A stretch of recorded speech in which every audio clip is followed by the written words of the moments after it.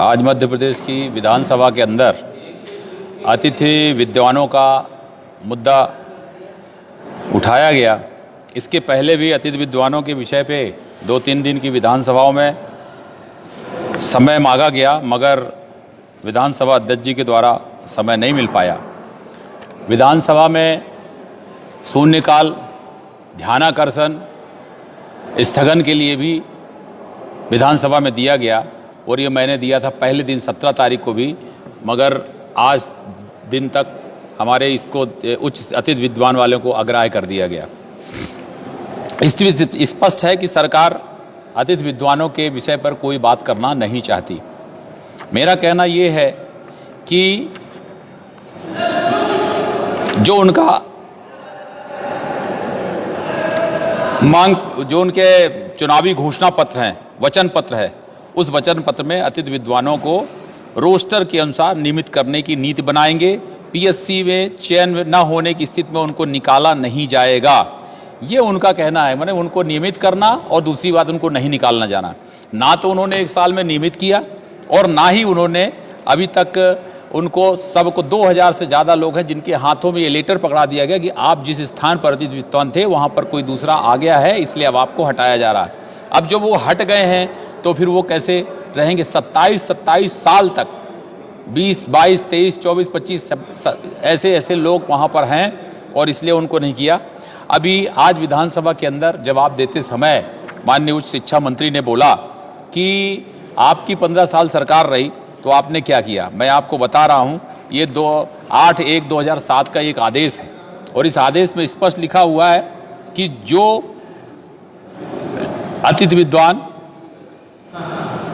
लोक सेवा आयोग से चयनित नहीं हो सके हैं उनको शासन द्वारा मानवीय आधार पर निम्नलिखित अचयनिक अपनी सहायक प्राध्यापक को समान पद पर वेतनमान में नियमित किया जाता है। यानी जो लोग 1 बार 2 बार पीएससी में जिनको अनुमति जो उन्होंने परीक्षा दिया और उसमें किसी कारण से चयनित नहीं हो पाए तो उनको उन्होंने मानवीय आधार पर, ये शिवराज जी की सरकार की मानवीय आधार पर इन लोगों को, ये सूची है 8/1/2007 को नियमित करने की, उनको नियमित किया गया।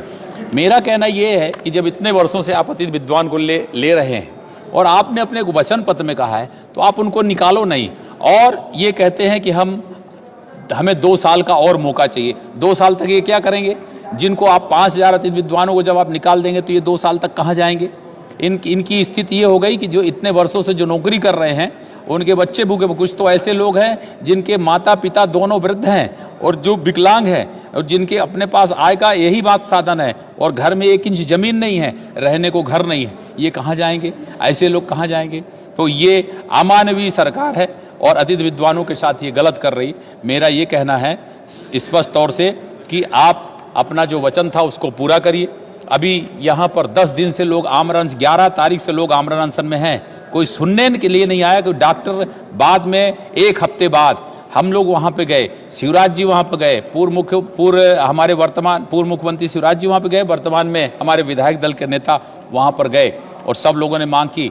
दूसरे दिन 17 तारीख को एक आदेश निकालते हैं, उस आदेश में भी ये कहा गया है कि अतिथि विद्वान जो जगहों पर सीट खाली नहीं होगी वहाँ पर जहाँ पर नियमित रख लिए जाएंगे उन्हें अतिथि विद्वानों को निकाला जाएगा। स्पष्ट तौर से उसमें उद्देश्य है। तो जब आप निकाल रहे हो तो फिर विधानसभा के अंदर क्यों कह रहे हो कि सबको नियमित करेंगे? विधानसभा के अंदर क्यों कह रहे हो कि हम किसी को नहीं हटाएंगे? आपने हटा दिया है। और रहा सवाल रखने का, तो मैं आपको बता रहा हूँ, मेरे यहाँ एक विषय में 300 बच्चों को एडमिशन के लिए था। मैंने 60 बच्चों पर यूजीसी की गाइडलाइन है, एक सहायक प्राध्यापक होगा। अगर सहायक प्राध्यापक 60 विषय पर एक सहायक प्राध्यापक होगा और अगर 5 पद हैं वहाँ पर, आज वो 300 विद्यार्थियों की जगह पर 900 1,000 विद्यार्थी हो चुके हैं एक विषय में। इतनी भीड़ लग गई शासकीय महाविद्यालयों में। इन्होंने महाविद्यालय खोलने की बात नहीं की, इन्होंने पुराने महाविद्यालय को बंद करने की बात की है। यूजीसी के नियमानुसार 60 से ज़्यादा बच्चे एक क्लास में नहीं हो सकते। इनके पास इतनी पोस्टें हो सकती हैं, इतने बच्चे शासकीय कॉलेजों में इनके एडमिशन हो चुके हैं कि इनके पास इतने पद हो सकते हैं कि पदों का सृजन करके इन अतिथि विद्वानों को उसमें रख सकते हैं और